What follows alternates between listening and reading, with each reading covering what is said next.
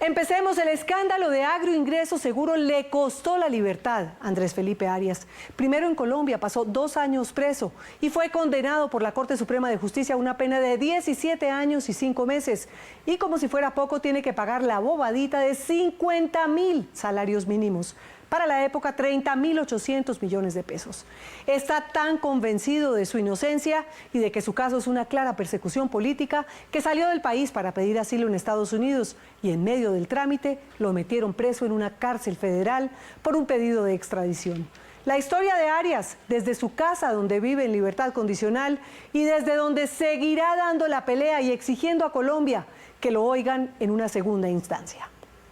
Yo le decía, Choco, empezame a contar historias de tu vida, porque yo no tenía radio ni nada. Y él empezaba a contarme y ya me quedaba dormido. Él me regañaba el otro día, me quedé dormido, se quedó dormido y yo me quedé hablando. Y si no hubiera sido por él, yo creo que yo no hubiera aguantado. Y por muchos otros. Y pasó 3 meses con Choco como su esposo, como le dicen en la jerga carcelaria al compañero de celda. 90 días, con el número 13853-104. En el ala oeste, del piso 10, en la celda 25-8, en el Federal Detention Center de Miami.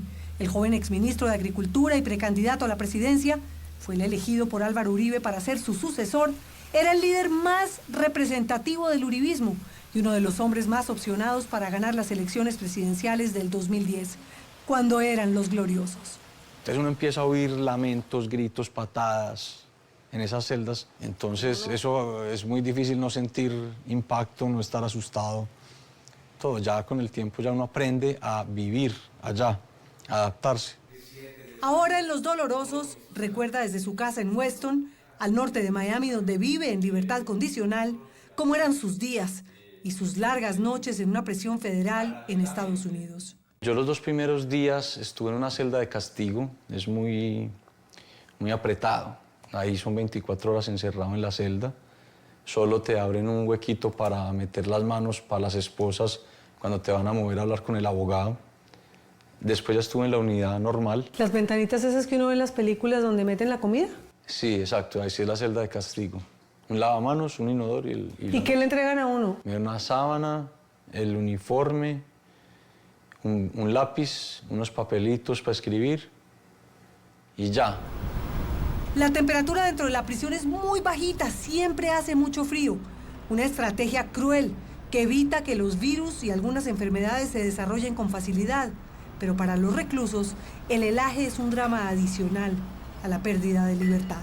Yo ahí en el lavamanos medio me limpiaba todo antes de salir a las 6 de la mañana que abrían la puerta. Ahí sale un ratico y te vuelven a encerrar para que llegue el almuerzo. ¿Y sale por lo menos a tomar el sol? No. Y nada, después entras al almuerzo, te encierran otra vez, después te dan un tiempo en el que uno puede salir y te vuelven a encerrar para un conteo a las 4 de la tarde, después viene la comida ya a las 5 de la tarde y ya a las 11 apagan, a las 11 de la noche apagan y ya.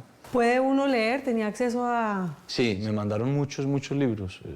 Nunca había leído tanto en mi vida. No es cierto que por defenderse se mantenga detenido, como lo ha dicho, señores ministros. Se les indicó de haber celebrado irregularmente un convenio de colaboración con el Instituto Interamericano de Cooperación para la Agricultura, IICA, cuando fue ministro del sector. Para la Fiscalía el convenio era ilícito, porque según los investigadores, Arias debió hacer una licitación que no hizo por un sospechoso interés político. Sin embargo, el Tribunal Administrativo de Cundinamarca estableció la legalidad de los convenios y en febrero del 2014, después de 2 años de investigaciones, la Procuraduría solicitó a la Corte Suprema que lo declarara inocente, pues no encontró desviación de recursos oficiales en su propio beneficio. Estoy condenado por celebrar unos convenios idénticos a los de todos los ministros que me antecedieron. Entiendo que se han firmado más de 120. 132, solo contando desde el 93. Si nos vamos hasta los años 80, son más de 200. Eso de entrada ya muestra que aquí hubo algo muy extraño, que no es jurídico. ¿Usted cree que es un ataque al presidente Uribe y al gobierno del presidente Uribe? A mí no me cabe duda. En mi caso, la sentencia dice que a la Fiscalía no se le puede exigir que compruebe el plan criminal, que porque en estos casos, según la Corte, no quedan ni testigos ni documentos para comprobarlo. O sea que a mí me condenaron por sospecha, María Elvira. es procedente la imposición de medida de aseguramiento. El 26 de julio del 2011, el Tribunal Superior de Bogotá le dictó medida de aseguramiento, un momento que no se le borra a Andrés Felipe de la cabeza.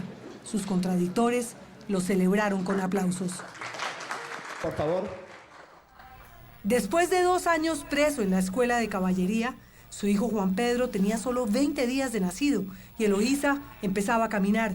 Disfrutó de unos pocos meses la libertad hasta que se filtró la noticia de la condena.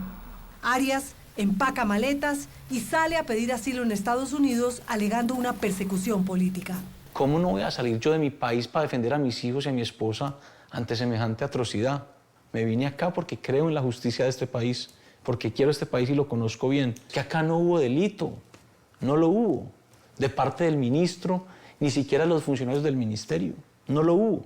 Y así lo tengo que sostener y lo tengo que seguir defendiendo hasta el último día de mi vida. Y la Corte Suprema de Justicia lo encontró culpable y lo condenó a 17 años y 5 meses de cárcel y a pagar una multa de 30.800 millones de pesos. Tengo $120 en la cuenta de la cárcel para comprar la comida. Llévense eso. Y ahí es la cuota inicial porque no tengo más. Todavía le dicen Uribito, por su parecido con Álvaro Uribe, cuando empezó su relación con Catalina Serrano, que fue amor a primera vista.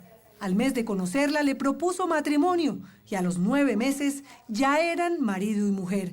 Se dicen cariñosamente tiquis. Llevan 8 años y esta es la prueba más difícil que han tenido que soportar. Golpean la puerta muy, muy fuerte. Y bueno, yo fui a abrir la puerta y cuando veo en la puerta 3 hombres gigantes armadísimos preguntando por Andrés, venimos a llevárnoslo porque el gobierno de Colombia se lo está pidiendo en extradición. Y Andrés, sí, pero yo estoy en un proceso de asilo. Sí, no importa, tiene que acompañarnos a la corte. Yo la verdad nunca pensé que esto llegara hasta ese extremo. Y menos a esas condiciones que me tocó vivir. Estamos con estatus legal pleno, con permisos de trabajo, con licencias, con números de seguridad social en el proceso de asilo. En el momento en que ellos entran, el shock es tan fuerte que yo no pensé en pedir órdenes ni nada. Mi preocupación eran mis hijos. Justo a esa hora estaba llegando el bus a recogerlos, entonces lo último que yo veo es a Catalina arrodillada hablando por teléfono, angustiada, llamando a alguien, me imagino que era el abogado, y abrazando a mis 2 hijos que estaban en shock, ahí en la esquina con los otros niños mientras el bus los recoge. Y qué ironía, Andrés Felipe Arias terminó compartiendo en la cárcel con la cúpula entera de paramilitares que extraditó el expresidente Uribe durante su gobierno. Creo que al primero que vi fue a don Berna. Él me saludó, me dijo, doctor, ¿cómo está? Siento mucho lo que le sucedió. Y nada más, después vi a Macaco, a Gordolindo, a Cucobanoy, a otras personas del Valle. Y poco a poco empezamos a tener una relación cordial. Y alguno de ellos me dijo, tranquilo doctor, que lo que pasó afuera quedó afuera. Acá estamos en una misma comunidad. Y pude compartir mucho con ellos. Andrés Felipe Arias siempre fue un niño precoz e inteligente. Era el mejor del curso del Colombo School de Medellín. Estudió economía en la Universidad de los Andes y luego hizo un doctorado en la Universidad de Los Ángeles. Desde que llegaron a Estados Unidos viven en la misma casa alquilada. Arias consiguió varias asesorías y con eso vivían mientras esperaban el asilo. Un día me dijo, Tiquis, le pido a Dios que me quite el desespero, prefiero estar triste que desesperado. Eso me dio mucha angustia, imaginármelo a él. Imagínate tú una persona desesperada. ¿Qué hace una persona desesperada? ¿Qué piensa una persona que está desesperada? Usted que tenía un futuro igual que, pues o al lado de Andrés Felipe, que candidato presidencial que iba para primera dama, y después ver a Andrés con un mono carcelario, esposado. Es muy difícil verlo así, pero yo a Andrés siempre lo he visto como el ser humano. No el ministro o el presidente o el candidato, sino el hombre. Y fue al hombre al que yo vi esposado, al hombre que yo amo. Y cuando entro a la corte y lo veo con su pijama y con sus manitas acá y sin poder caminar porque nos toca pararse para dar su nombre y verlo caminando así, es impactante. Tenía derecho a hacer una llamada diaria durante 10 minutos y las visitas eran de 1 hora, los miércoles de 5 a 6 de la tarde. Yo debía estar ya con media hora de anticipación, diligenciar un papel donde pongo las placas del carro, el número de Andrés, la identificación de Andrés adentro de la cárcel y si iba con los niños, los nombres de los niños. ¿Y uno le podía llevar alguna cosa? Nada, nada, ni siquiera una hoja de papel. Yo podía entrar con una bolsita de Ziploc transparente. Puedo entrar $25 en billetes de 1. La ilusión de Andrés de la visita del miércoles era que yo pudiera comprarle comida. ¿Y qué venden ahí? ¿Qué puede comprar Son uno? máquinas, hay máquinas dispensadoras, hamburguesas, alitas de pollo y paqueticos. A veces Catalina llevaba a los niños, o desde la calle, en pleno centro de Miami, le hacían señas y le mandaban besos que recibía Andrés Felipe desde la única ventana rectangular y diminuta que tenía su celda. ¿Y si uno no tiene plata, no puede comunicarse? No, les cobran hasta $1 el minuto, 45 centavos. Entonces, esta gente le trabaja a los capos lavándole la ropa y las celdas por $50 mensuales para poder llamar. Está en libertad condicional y carga un brazalete con GPS en el tobillo derecho con el que lo monitorean de día y de noche. ¿Tiene que estar temprano en la casa? Sí. ¿Tiene toque de queda? Tengo toque de queda de 9 de la noche a 6 de la mañana. ¿Tiene que estar aquí? Sí, acá hay un dispositivo y me reporto una vez a la semana. ¿Puede viajar dentro de Estados Unidos? Tendría que pedir un permiso. Me puedo desplazar. Hay ciertos condados, pues te dan un mapa hasta dónde puede llegar uno, todo. Pero yo por ahora quiero estar acá en mi casa con mi esposa y mis hijos. Su situación jurídica y legal no son claras. Enero será un mes definitivo para su proceso. El trámite de extradición está, digamos, formalmente suspendido mientras se termina este debate de si hay o no hay tratado de extradición, que nosotros ya creemos que se acabó el debate porque no hay tratado. Posibilidades de una segunda instancia. Es una posibilidad que debería darse. Pero ya le respondieron que no. Es más, le respondieron al segundo día Sí. que la pidió. Yo la pedí porque la Corte Constitucional le dio el derecho a todos los colombianos. Nos respondieron que no. En mi caso dicen que no me la conceden por dos razones. Primero, porque no tienen cómo, dice la Corte Suprema. Y segundo, que porque esa segunda instancia solo va a aplicar hacia el futuro. En términos prácticos, eso quiere decir que solo a los ministros de Uribe nos excluyen de la segunda instancia. Entonces, ¿ante quién acude uno? ¿La Corte Nosotros- Penal Internacional? Nosotros tenemos una denuncia en Ginebra ante el Comité del Pacto Internacional de Derechos Civiles y Políticos. Los jueces que nos juzgaron, la Corte Suprema, no se equivocaron, no solo se equivocaron, sino que confeccionaron delitos. Y debemos tener el derecho a que alguien más revise eso. El apoyo de los amigos y de la familia han sido definitivos para que la familia tenga cómo pagar abogados y para mantenerse a flote en los momentos de escasez. Por eso, lo primero que hizo Arias al salir de la prisión fue colgar en las redes sociales un video dándoles las gracias. ¿Usted sí creyó que iba a ser presidente? Claro, si no hubiera hecho la campaña, porque creía y en la línea de pensamiento. Íbamos por el camino correcto. Yo fui parte de eso y me sentía orgulloso. Y yo actué honorablemente siempre y con integridad intelectual, política para hacerlo. ¿Y cómo ha vivido desde la distancia, prófugo de la justicia, del país donde usted quería ser presidente, todo este proceso de paz con las FARC? Primero me gustaría decir que yo no me siento prófugo, yo busqué refugio en un país al amparo del derecho internacional.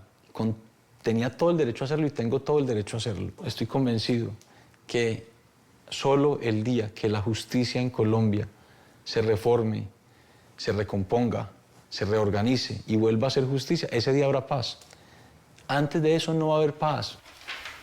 Todavía se está recuperando de una dura gripa que le dio en la cárcel por el frío tan intenso que padeció durante los 3 meses de prisión, asimilando la experiencia y con planes de trabajar por sus compañeros de infortunio y por tantos otros colombianos que están encarcelados en Estados Unidos. Yo hasta el último día de mi vida voy a defender mi inocencia y a luchar por mis hijos, por mi esposa, por la justicia, que es lo que les hace tanto falta a Colombia.